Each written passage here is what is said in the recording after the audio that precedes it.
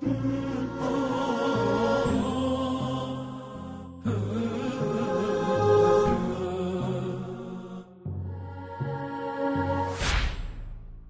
باللہ من الشیطان اللعین الرجیم بہ نستعین وهو خیر معین رب اشرح لی صدری ویسر لی امری واحلل عقدۃ من لسانی یفقہوا قولی اما بعد۔ اعزان گرامی قدر،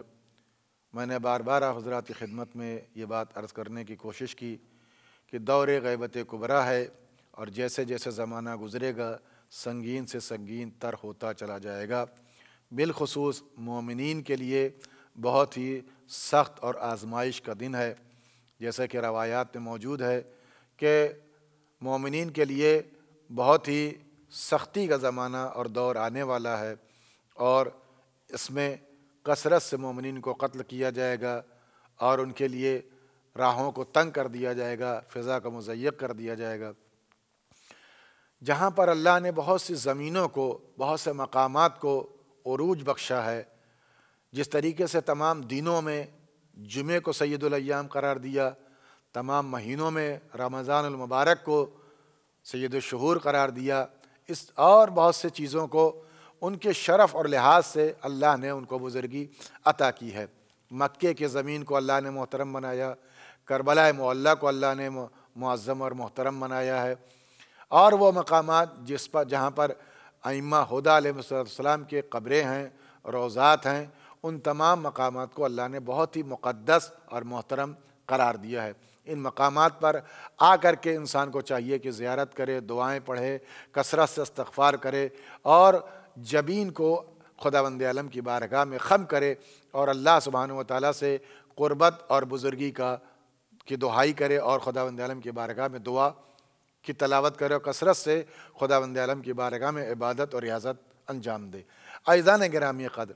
ہم آپ کے حضرات کی خدمت میں ایک ایسے عظیم شہر کا تعارف کرانا چاہتے ہیں جہاں پر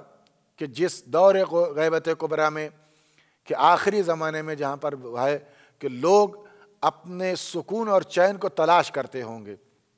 کہ کہیں ایسی جگہ پر چلے جائیں جہاں پر مجھے سکون مل جائے، امن مل جائے، چین مل جائے۔ کوئی زمین کا کوئی خطہ ایسا نہیں ہوگا جہاں پر ظلم و بربریت نہ ہو، اور جہاں پر مومنین کو قتل نہ کیا جا رہا۔ بالخصوص عراق کے لیے جو روایتیں موجود ہیں کہ کثرت سے مومنین کو قتل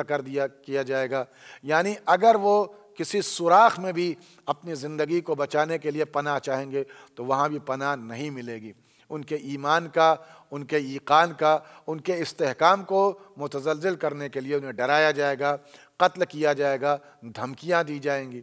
ایسے ماحول میں اگر کوئی شخص چاہتا ہے،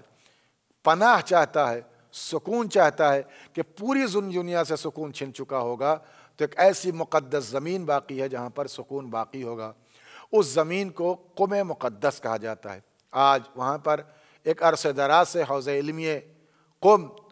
خدمت دین الہی علوم آل محمد کو نشر و اشاعت میں معروف ہے۔ یہاں پر امام رضا علیہ السلام کی بہن جناب معصوم قم سلام اللہ علیہ وقوع پذیر ہیں، اور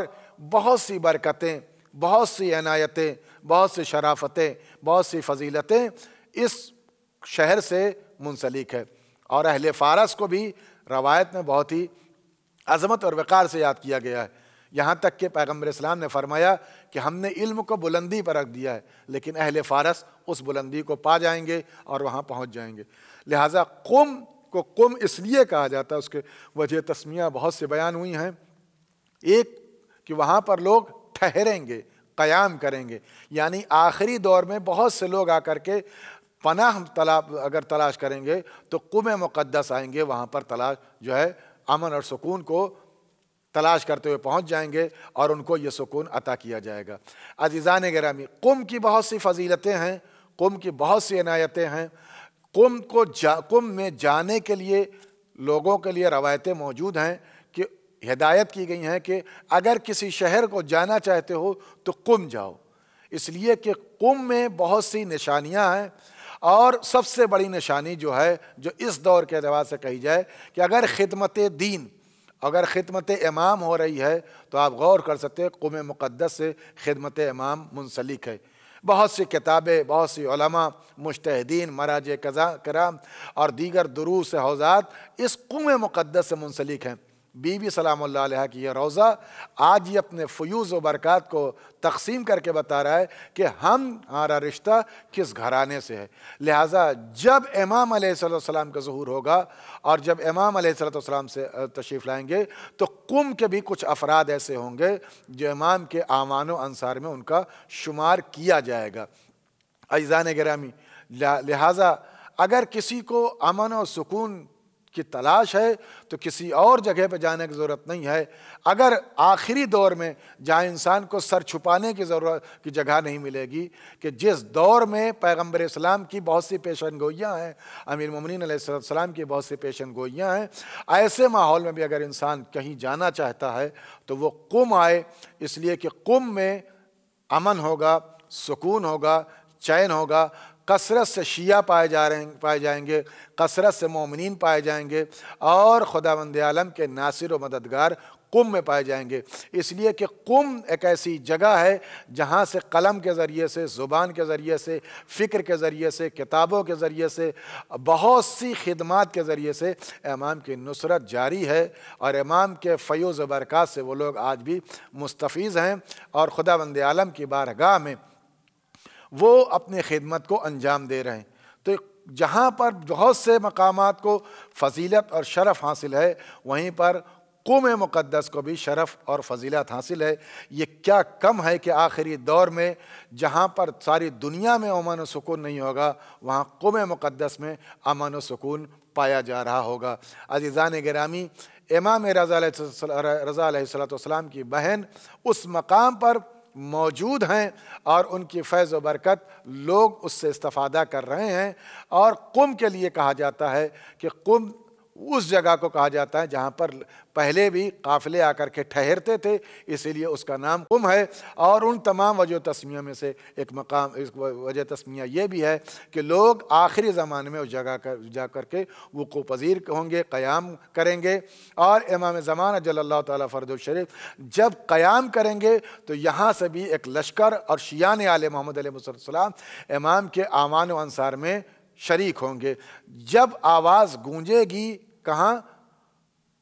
مکہ سے اور خانہ کعبہ سے، جا الحق وذاک الباطل ان الباطل کان زہوقا، یا آپ غور کر سکتے ہیں کہ مکے سے یہ آواز آئے گی تو وہاں پر لبیک کہنے والے افراد میں جو کثرت ہوگی وہ قم کے بھی افراد کی کثرت ہوگی، اور کثرت سے امام کی بارگاہ میں لوگ جائیں گے اور اپنی نصرت کے لیے امام کی بارگاہ میں نام درج کروائیں گے۔ آج دعائیں، آج بہت سی چیزیں ایسی ہیں جو ایران اور قم سے جو ہے منسلک ہیں اور وہ خدمت دین انجام دے رہے ہیں۔ ہم دعا گو ہیں امام زمان جل اللہ تعالیٰ فرج الشریف کی بارگاہ میں اس شہر کی امنیت کو، اس شہر کے عروج کو، اس شہر کے تمام فیوز و برکات کو باقی رکھے۔ علماء کرام، مراجع اعظام، تمام لوگوں کو خداوند عالم اپنے حفظ و امان میں قرار دے اور ہم سب کو امام کے اعوان و انصار میں قرار دے۔ وآخر دعوانا الحمدللہ رب العالمین۔